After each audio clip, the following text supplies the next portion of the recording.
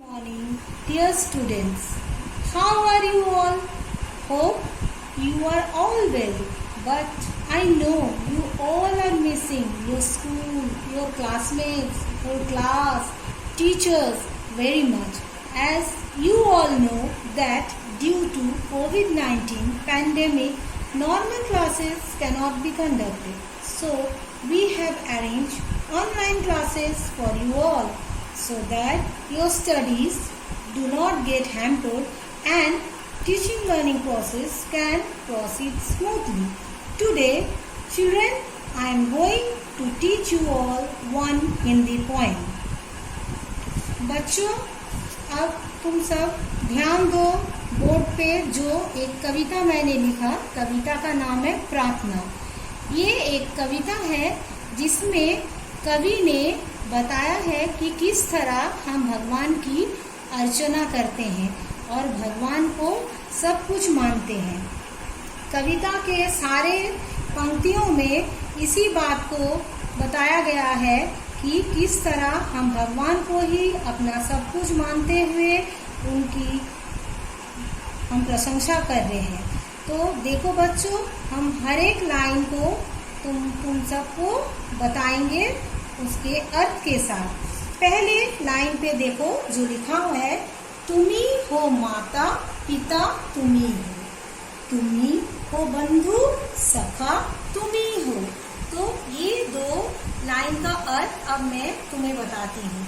इसका अर्थ है कि कवि बोल रहे हैं कि ईश्वर, हे ईश्वर, तुम्ही हमारे मम्मी, तुम्ही हमारे डैडी हो और तुम्ही हमारे दोस्त, तुम्ही हमारे सखा हो।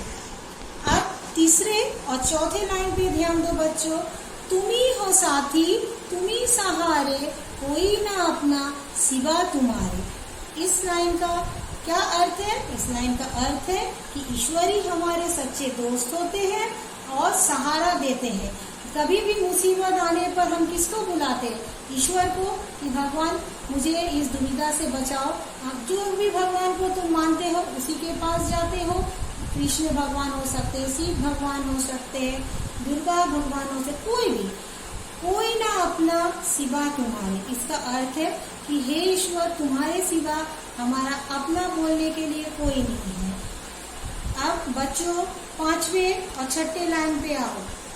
तुम्ही हो नैया तुम्ही खवैया, तुम्ही हो बंधु सखा तुम्ही हो। इस दो लाइन का अर्थ मैं अब तुम्हें अच्छी तरह समझाती हूँ। नैया का अर्थ है नाव। सभी ने बच्चों नाव देखा, पानी में तुम लोग नाव देख रहे हो। खवैया मतलब क्या? जो नाव को चलाते हैं। तो ईश्वर को यहाँ पे नाव के साथ तुलना की गई है कि जिस तरह नाव वाले के बिना नाव नहीं चल सकती, उस तरह भगवान अगर हमारे नाव को नहीं चलाते तो हम लोग भी नहीं आगे बढ़ सकते। तुम्ही हो बंधु सखा तुम्ही हो।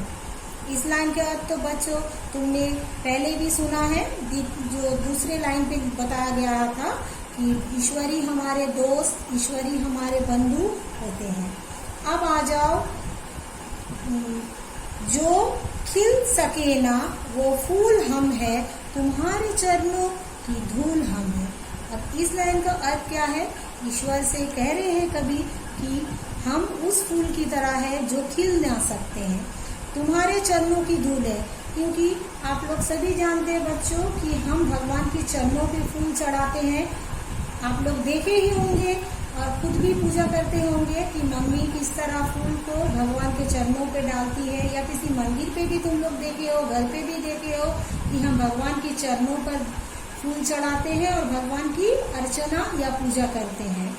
अब तुम लोग शेष पंक्ति की ओर आओ।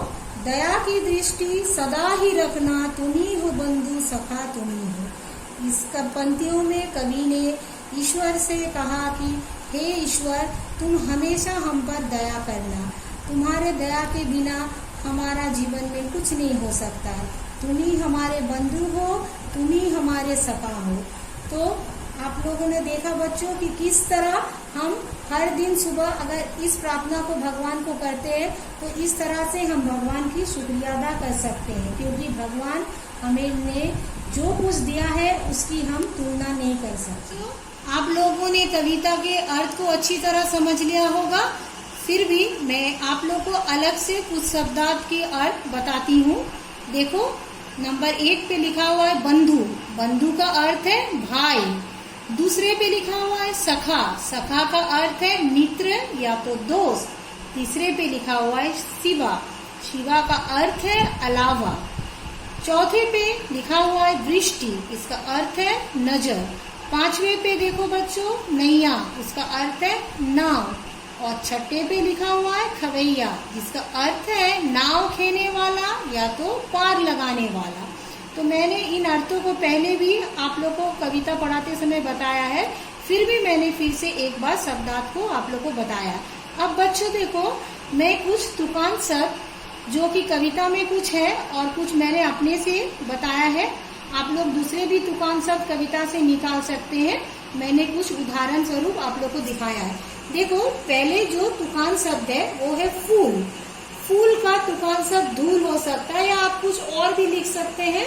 तुकान का अर्थ है मिलते जुलते शब्द। इसके बारे में आपने पिछले कक्षा में भी पढ़ा है, फिर भी मैं फिर से आप लोगों को पढ़ाती हूँ। नैया, नैया का अर्थ है खवैया। और फिर देखिए साथी, साथी हाथी। अपना, सपना। खिल, मिल। तो इस तरह से मैंने 5 तुकान शब्द पढ़ा है। आप दूसरा भी तुकान शब्द यहाँ से निकाल सकते हैं, कोई बात नहीं। और फिर नए नए तुकान शब्द भी लिख सकते हैं। अब बच्चों, मैं आप लोगों को इस कविता के कुछ विपरीत शब्द पढ़ाती हूँ। जैसे 1 नंबर पे बच्चों देखो, मैंने लिखा अपना, पराया। दूसरे पे लिखा बंधु, उसकी विलोम या विपरीत शब्द होते हैं शत्रु। तीसरे पे है फूल, फूल के विलोम शब्द है कांटा। चौथे पे है माता, उसके विलोम शब्द है पिता। इस तरह से तुम कविता से कुछ और भी विलोम शब्द निकाल सकते हो और बना सकते हो। तो बच्चों, मैंने ये कविता तुम्हें अच्छी तरह पढ़ा दिया है और शब्दार्थ, तुकान शब्द, विपरीत शब्द सभी को मैंने अच्छी तरह से बताया है। तो बच्चों, अगर तुम ये कविता को फिर से पढ़ोगे और कंठस्थ करोगे इनके 6 पंक्तियां, तो बच्चों आज को इतना ही तक। अगले क्लास में फिर आपसे भेंट होगी। तब तक के लिए स्टे होम, स्टे सेफ।